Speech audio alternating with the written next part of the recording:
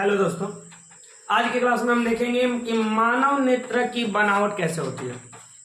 अर्थात हमारा हेडिंग ही होगा कि मानव नेत्र की बनावट। सबसे पहले आपको बता दें मानव नेत्र किसे कहते हैं। तो एक सिंपल सा परिभाषा, प्रकृति का दिया हुआ एक ऐसा यंत्र जिसकी सहायता से हम किसी वस्तु को देख सकते हैं, उसे मानव नेत्र कहते हैं। हमारे पास एक ऐसा यंत्र है जो प्रकृति के द्वारा दिया गया है, जिसकी सहायता से हम किसी भी वस्तु को देख सकते हैं, तो उसे हम मानव नेत्र कहते हैं।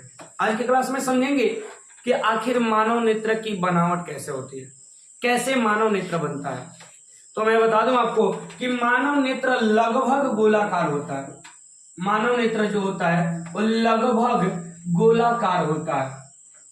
कहने का मतलब कि ज्यादा तो नहीं, लेकिन लगभग में गोलाकार होता है। लगभग में गोलाकार होता है, जिसे नेत्र गोलक कहते हैं। जिसे हम क्या कहते हैं? नेत्र गोलक कहते हैं। फिर से एक बार समझे कि मानव नेत्र लगभग गोलाकार होता है, जिसे हम नेत्र गोलक कहते हैं। हमारा हेडिंग है मानव नेत्र की बनावट। मानव नेत्र लगभग गोलाकार होता है, जिसे हम नेत्र गोलक कहते हैं। आगे आपको बताया जाएगा, सुनिए। मानव नेत्र लगभग क्या होता है? गोलाकार होता है। ऐसे मैं एक चित्र बना देता हूं, ऐसे सिंपल से एक चित्र। चलिए ठीक है, चलिए ध्यान दीजिएगा भाई। मेरे को चित्र थोड़ा सा डिस्टर्ब करता है, वो चित्र मैं देख लूंगा, आप लोग देख लीजिएगा, ठीक है। मानव नेत्र लगभग गोलाकार होता है, जिसे नेत्र गोलक कहते हैं। नेत्र गोलक का सबसे जो बाहरी भाग होता है ना, वो थोड़ा सा उठा हुआ और अपारदर्शी मोटे चमड़े का बना होता है। नेत्र गोलक का जैसे ये उजला वाला जो भाग दिख रहा है ना, आपके आंखों में जो ये उजला वाला भाग दिख रहा है, इसी को हम क्या कहते हैं बाबू? श्वेत पटल। इसको हम क्या कहते हैं बाबू? श्वेत पटल। इसको हम क्या कहेंगे? श्वेत पटल। देखो मैं आपको अपने तरीकाओं से समझा रहा हूं, चलिए ध्यान दीजिएगा। एक मिनट थोड़ा सा वेट कीजिएगा। हाँ चलिए, मानव नेत्र लगभग गोलाकार होता है, जिसे नेत्र गोलक कहते हैं। इसका सबसे बाहरी भाग जो होता है, इसका सबसे बाहरी भाग जो होता है वो क्या होता है? ध्यान से समझिए। बाहरी भाग जो सफेद होता है, बाहरी भाग जो होता है सफेद होता है, मोटा होता है और अपारदर्शी चमड़े की बनी होती है। अपारदर्शी चमड़े की बनी होती है, जिसे अपारदर्शी चमड़े की बनी होती है, जिसे श्वेत पटल या स्क्लेरोटिक कहते हैं। जिसे हम क्या कहेंगे? श्वेत पटल या स्क्लेरोटिक या स्क्लेरोटिक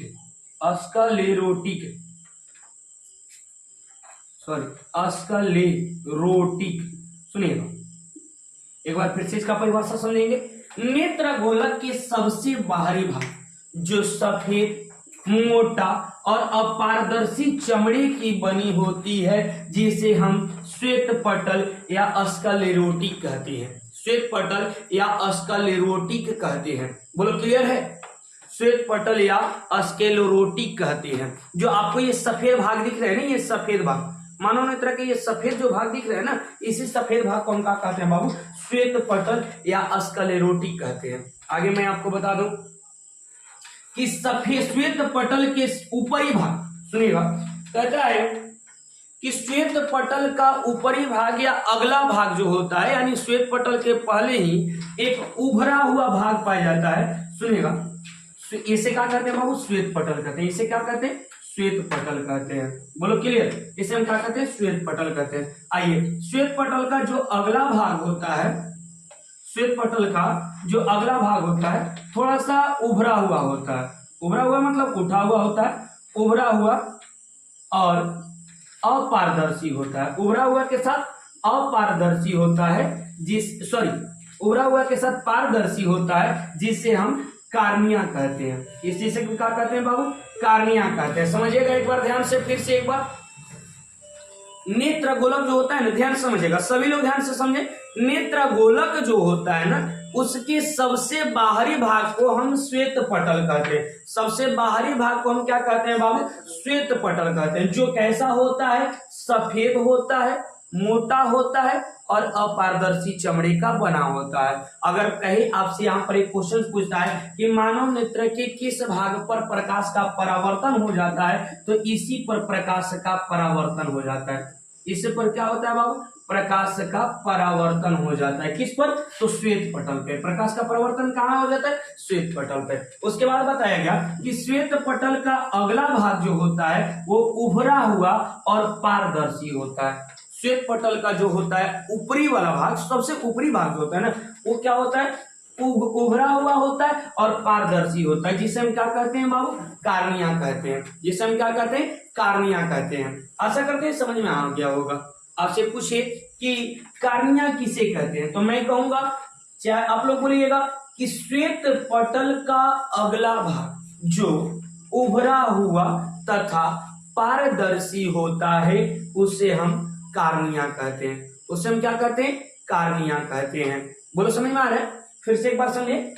आपको श्वेत पटल का परिभाषा बोलना है तो बोलिएगा कि नेत्र गोलक के सबसे बाहरी भाग जो सफेद, मोटा और अपारदर्शी चमड़े की बनी होती है, जिसे श्वेत पटल कहते हैं। जिसे क्या कहते हैं बाबू, श्वेत पटल कहते हैं। यहाँ पर प्रकाश का परावर्तन हो जाता है। मानव नेत्र में पूछता है कि प्रकाश का परावर्तन कहाँ होता है, तो कहेंगे कि मानव नेत्र में प्रकाश का परावर्तन श्वेत पटल पर हो जाता है। आगे आपसे बोला गया कि श्वेत पटल का अगला भाग जो होता है वो उभरा हुआ तथा पारदर्शी होता है, जिसे कार्निया कहते हैं। जिसे हम क्या कहते हैं बाबू, कार्निया कहते हैं। बोलो क्या समझ में आ रहा है, चलिए क्लियर है ना, आगे बढ़ते हैं। बोलिए, अब देखते हैं ये जो श्वेत पटल होता है, श्वेत पटल सुनिएगा ध्यान से।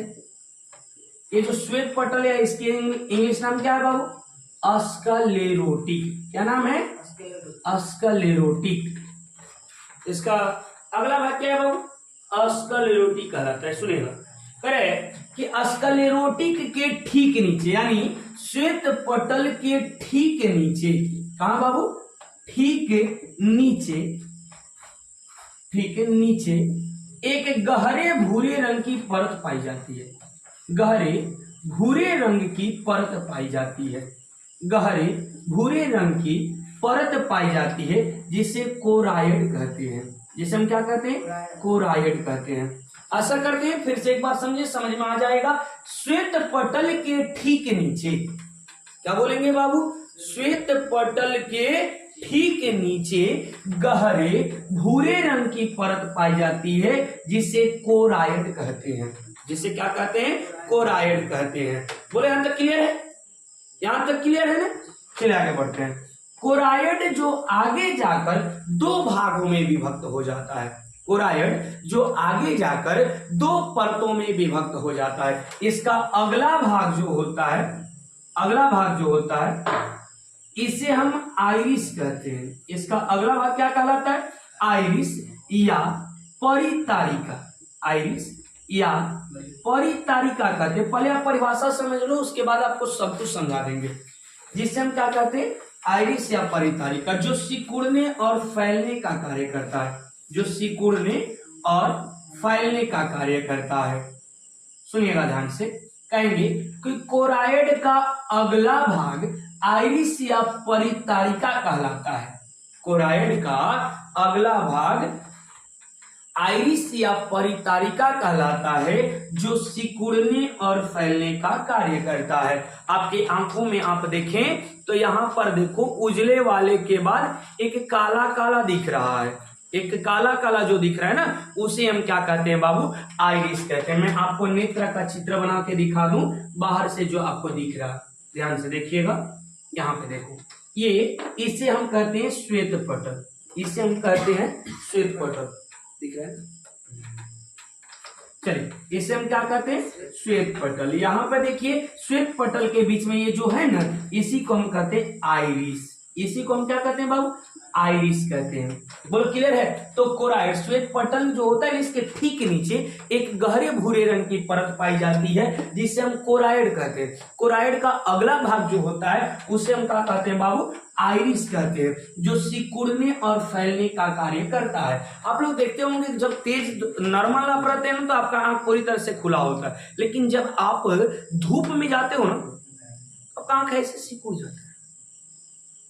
आपका आंख क्या कर जाता है, सिकुड़ जाता है। इसका मतलब ये हुआ कि आपका आंख कभी सिकुड़ा तो कभी फैल, कभी ये सिकुड़ रहा है तो कभी क्या कर रहा है, फैल रहा है। मतलब सिकुड़ने और फैलने का कार्य क्या करता है बाबू, आइरिस करता है। आइरिस के 3 काम होते हैं, पहला 2 काम होते हैं, पहला सिकुड़ना और फैलना, और दूसरा इसका कार्य है रंगों का पहचान करना।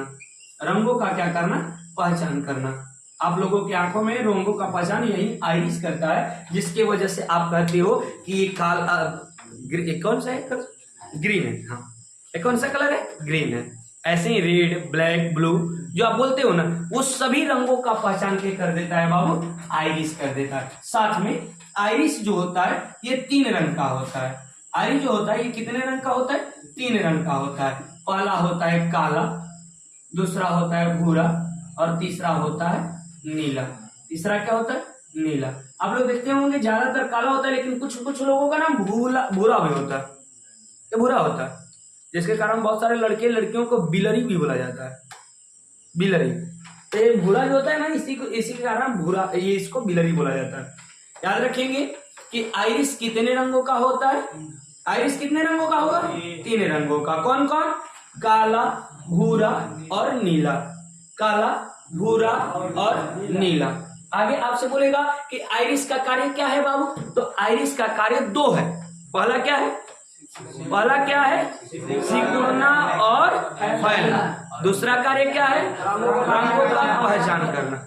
आशा करते हैं समझ में आ गया होगा। आपको हमने क्या बताया बाबू, आइरिस किसे कहते हैं। पहले आइरिस का परिभाषा अगर हम देना चाहें तो कह सकते हैं कि कोराइड का अगला भाग आइरिस या परितारिका कहलाता है। कोराइड का अगला भाग जो होता है वो आइरिस या परितारिका कहलाता है, जो कि ध्यान समझिएगा, जो सिकुड़ने और फैलने का कार्य करता है तथा यह क्या करता है, रंगों का पहचान करता है। आइरिस कितने रंगों का होता है, 3 रंगों का। पहला काला, दूसरा भूरा और तीसरा नीला। आशा करते हैं समझ में आ गया होगा। लेकिन भाई ये अगला भाग है ना, अब पिछला भाग समझिएगा। अब आपको समझाते हैं पिछला भाग। चलो ध्यान दो, इसको मैं हटा दूं। देखो सब दिख रहा है, चलिए ये देखो, ऐसे कुछ करके आपको थोड़ा सा बता देता हूं। ये होता है बाहरी भाग वाला, ठीक है।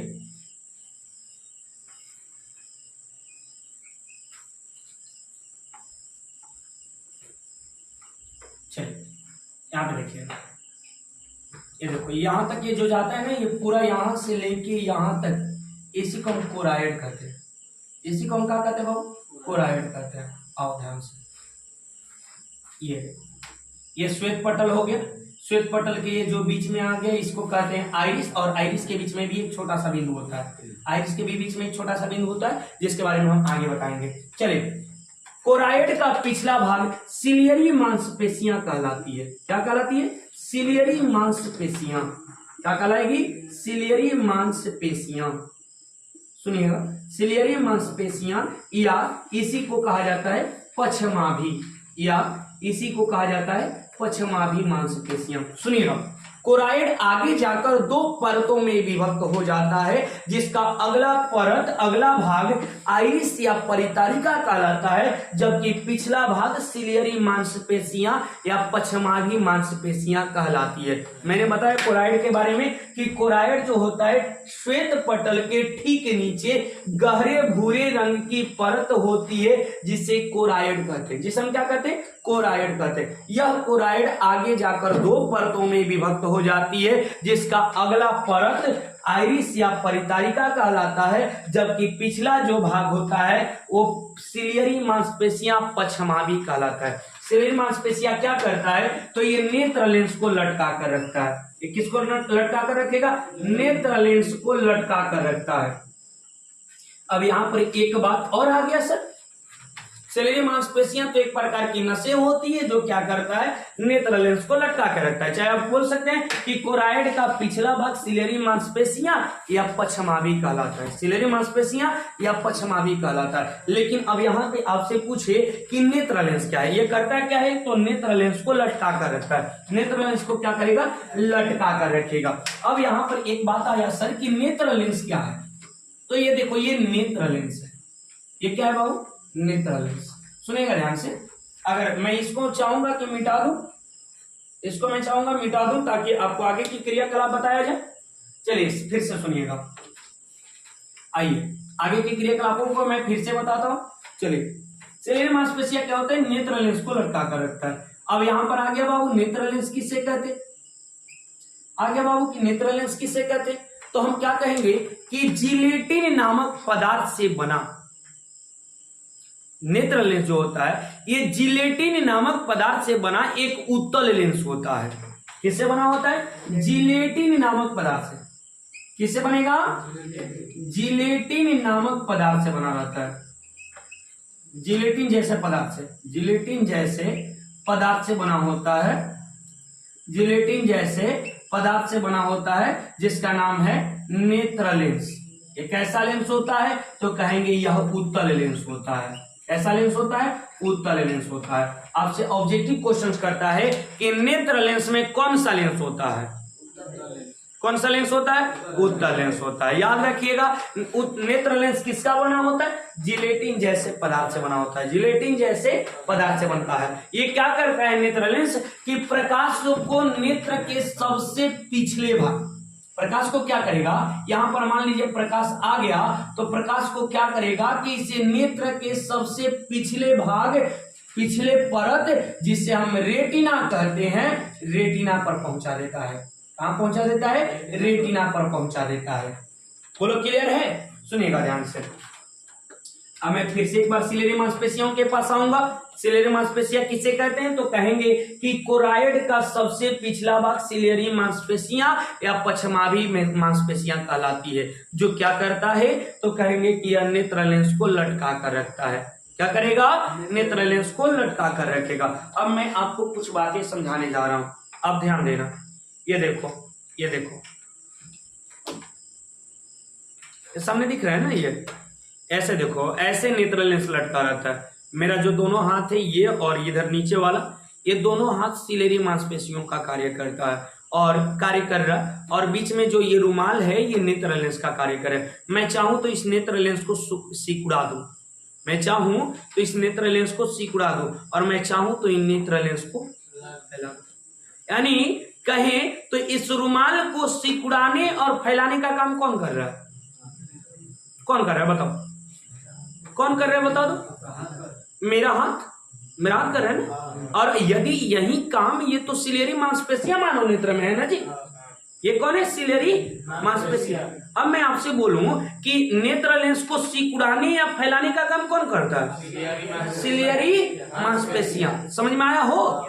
यानी कि नेत्र लेंस को मोटा भी करेगा सिलेरी मांसपेशियां और पतला भी कर देगा सिलेरी मांसपेशियां। यानी कह सकते हैं कि नेत्र लेंस के आकार को नियंत्रित करता है, आकार यानी साइज को नियंत्रित कौन करता है? सिलेरी मांसपेशियां। समझ में आ रहा है? क्लियर है? चलिए, नेत्र लेंस के साइज को कौन नियंत्रित करता है? सिलेरी मांसपेशियां या पछमावी मांसपेशियां। बोले यहां तक समझ में आ रहा है? चलिए आगे बढ़ते हैं। ये क्या करता है? कब कब फैलाता है और कब कब सिकुड़ाता है? मैं आपको समझा दूं कि सिलेरी मांसपेशियां नेत्र लेंस को क्या कर देता है? ये सिकुड़ जाता है। यानी सिकुड़ेगा कब? सिकुड़ना और फैलना। यदि इसे नजदीक की वस्तु देखनी होगी, इसे कहां की वस्तु देखनी होगी? नजदीक की वस्तु देखनी होगी तो नेत्र लेंस सिकुड़ जाएगा, जबकि दूर की वस्तु देखनी होगी तो नेत्र लेंस क्या कर जाएगा? फैल जाएगा। बोलो समझ में आ रहा है? बोलो समझ में आ रहा है? अच्छा, तो समझ में आ रहा है तो एक क्वेश्चन बता दो मेरे को। अच्छा, मानव नेत्र में कौन सा लेंस पाया जाता है? मानव नेत्र में कौन सा लेंस? उत्तल लेंस। क्लियर है? सभी लोगों को क्लियर है? मानव नेत्र में कौन सा लेंस? लेंस। अच्छा, नेत्र लेंस के साइज को कौन नियंत्रित किया? बोलो क्लियर? आगे आ जाओ। चलिए आगे लेकर चलते हैं आपको। तो पहुंचा देते हैं रेटिना के पास। कहां पहुंचा दिए? रेटिना के पास। तो कहेंगे रेटिना किसे कहते हैं? आइए, तो ये मैं मिटा लूं। चलिए ये मैं मिटा लेता हूं। चलिए अब आपका सबसे बड़ा और VVI टॉपिक आ रहा है जिसका नाम है रेटिना। जिसका नाम है रेटिना। आइए, रेटिना, जिसका नाम क्या है बाबू? रेटिना। रेटिना किसे कहते हैं? रेटिना, या इसका दूसरा नाम भी है दृष्टि पटल। इसका नाम क्या है? दृष्टि पटल। अब आप समझिएगा बाबू, रेटिना या दृष्टि पटल तो मानव नेत्र के सबसे पिछले भाग को, देखो ये मानव नेत्र है ना, ये मान लेना है नहीं बट मान लेना, ये मानव नेत्र है, इसका सबसे पिछला भाग क्या कहलाता है? रेटिना, जिस पर कैटरीना डांस करती है। जिस पर कौन डांस करती है? कैटरीना। याद रखना है, रेटिना पे कैटरीना डांस करती है। कैसे? याद रखिएगा, रेटिना पर ही प्रतिबिंब बनता है, और जब प्रतिबिंब बनेगा तभी कैटरीना डांस करेगी। यानी कि रेटिना पर क्या बनेगा? प्रतिबिंब बनेगा। कैसे बोल रहा? कैटरीना डांस करेगी? मैंने बताया इन रेटिना पर कैटरीना डांस करती है। मतलब क्या कि रेटिना पर आपका क्या बनता है? प्रतिबिंब बनता है। याद रहेगा हो? मानव नेत्र में प्रतिबिंब कहाँ बनेगा? रेटिना पर। याद रखना है कि रेटिना पर कैटरीना डांस करती है, इसलिए प्रतिबिंब कहाँ बनता है? रेटिना पर। समझ में आ रहा है? आजा बाबू, ये प्रतिबिंब कैसा बनता है? तो ये वास्तविक बनता है, उल्टा बनता है और साथ में छोटा बनता है। वास्तविक भी बनता है, उल्टा भी बनता है और छोटा भी बनता है। यानी आप ऐसे खड़े हो ना, आपका पैर ऊपर दिखाएगा। ठीक है? ये कैसे हो सकता है? ऐसा नहीं होता है। होता है, ऐसा ही होता है। अब इसको सही करने का काम मस्तिष्क करता है। इसको सही करने का काम क्या करता है? वो मस्तिष्क करता है। याद रखिएगा। आशा करते हैं रेटिना समझ में आ गया होगा। रेटिना किसे कहते हैं? तो कहेंगे कि मानव नेत्र के सबसे पिछले भाग को क्या कहते हैं?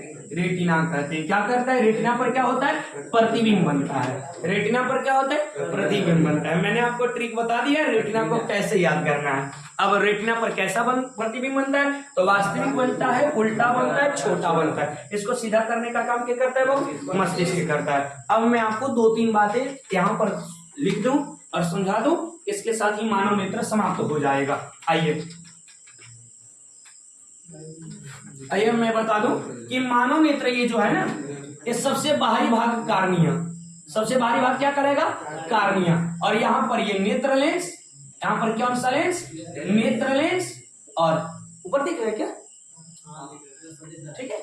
और ये कहलाता है बाबू रेटिना। ये कौन कहलाता है? रेटिना। अब आप समझो, यहाँ पर द्रव भरा रहता है। यहाँ पर क्या भरा रहता है? द्रव भरा रहता है, जिसे हम नेत्रोद कहते हैं। जिसे हम क्या कहते हैं? नेत्रोद कहते हैं। बात समझिएगा। और ये दोनों के बीच में भी द्रव भरा रहता है, जिसे कंचाभ द्रव कहते हैं। जिसे क्या कहते हैं? कंचाभ द्रव। अब बात समझिएगा। अगर आपसे नेत्रोद का परिभाषा पूछे, आपसे किसका परिभाषा पूछे? नेत्रोद का परिभाषा पूछे, तो आप क्या करोगे कि यहाँ पर बोलोगे कि कार्निया और नेत्र लेंस के बीच भरे द्रव को नेत्रोद कहते हैं। अब बुझाया? ये कार्निया है, बाहर का है कार्निया। तो कार्निया और नेत्र लेंस के बीच भरे द्रव को क्या कहते हैं? नेत्रोद कहते हैं। भरे द्रव को क्या कहते हैं? नेत्रोद करते हैं। ये करता क्या है? तो नेत्र लेंस को सुरक्षा देता है। नेत्र लेंस को क्या करेगा? सुरक्षा देगा। आशा करते हैं नेत्रोद का परिभाषा आपको समझ में आ गया होगा। जस्ट वैसे ही कंचाभ द्रव का परिभाषा आपसे पूछे तो कौन कौन बताएगा? चलिए सब लोग बता दोगे? चलिए बताइएगा, कंचाभ द्रव का परिभाषा क्या होता है?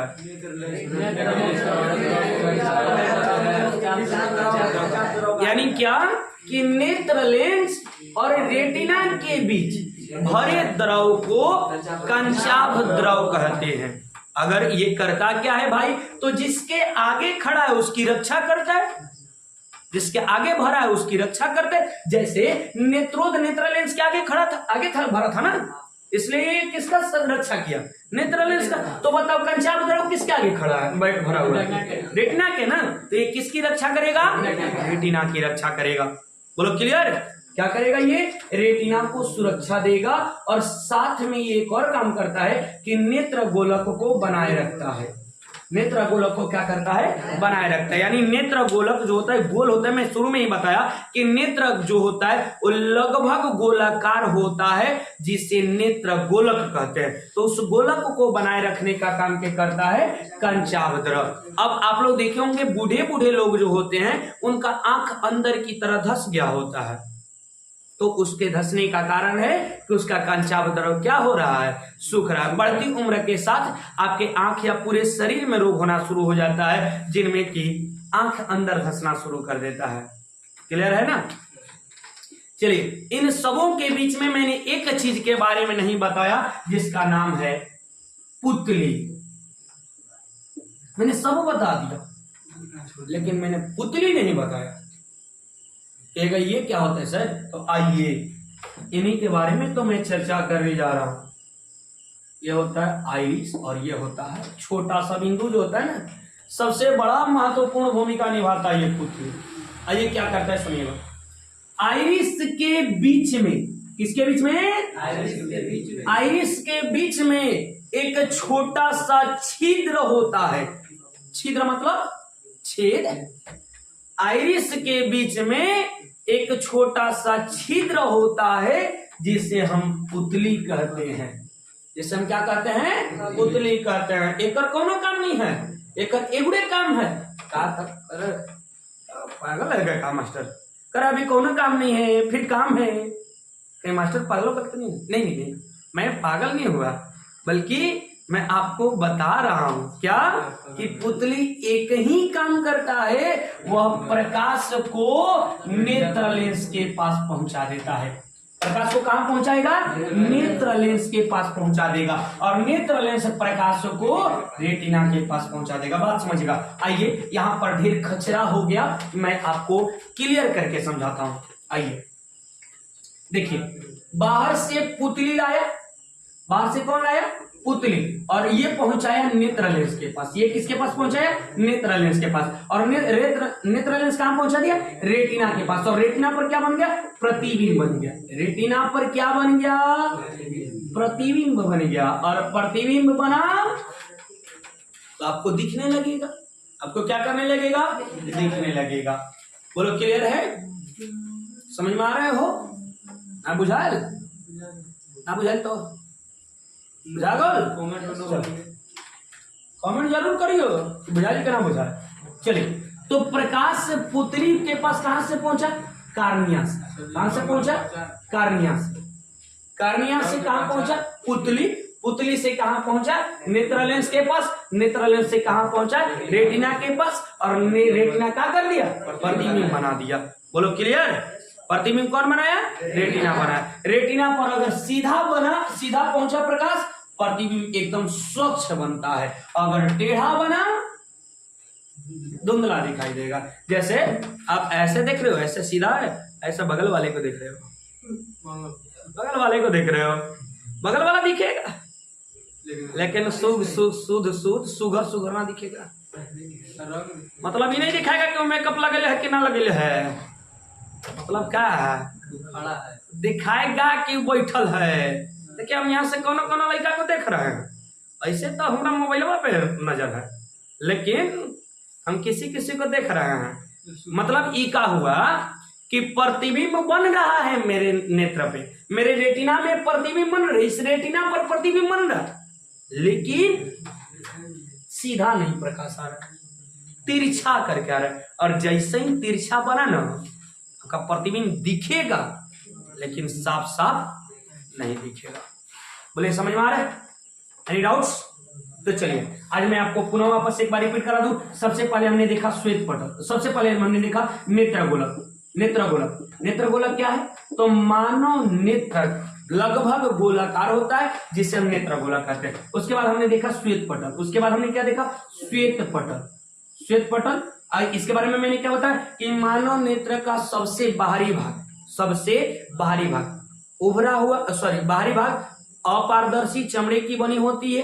बाहरी भाग जो होती है अपारदर्शी मोटे चमड़े की बनी होती है, जिससे हम श्वेत पटल कहते हैं, जिसे हम क्या कहते हैं, श्वेत पटल। उसके बाद हमने तीसरा आपको बता दिया यहाँ पे कार्निया। हमने क्या बता दिया, कार्निया।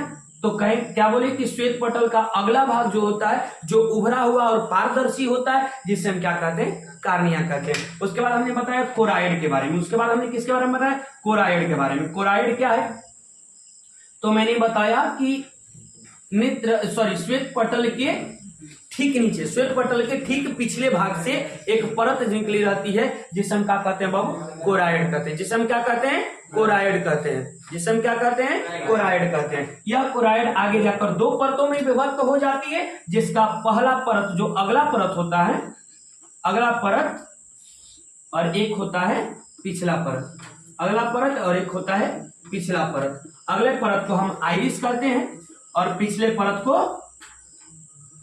को सिलियरी मांसपेशियां। पिछले परत को क्या कहते हैं, सिलियरी मांसपेशियां। उसके बाद मैंने बताया कि आइरिस जो होता है ये 3 रंगों का होता है, काला, भूरा और नीला। यह रंगों का पहचान करता है तथा सिकुड़ने और फैलने का कार्य करता है। सिलियरी मांसपेशियों के बारे में मैंने बताया कि कोराइड का पिछला परत जो सिलियरी मांसपेशियां कहलाता है, यह नेत्र गोलक को नेत्र लेंस को लटकाए रखता है। इसके बाद जब मैं आपको नेत्र लेंस के बारे में समझाया तो मैंने बताया कि नेत्र लेंस जो होता है कौन सा भाग, ये 5वां भाग है ना।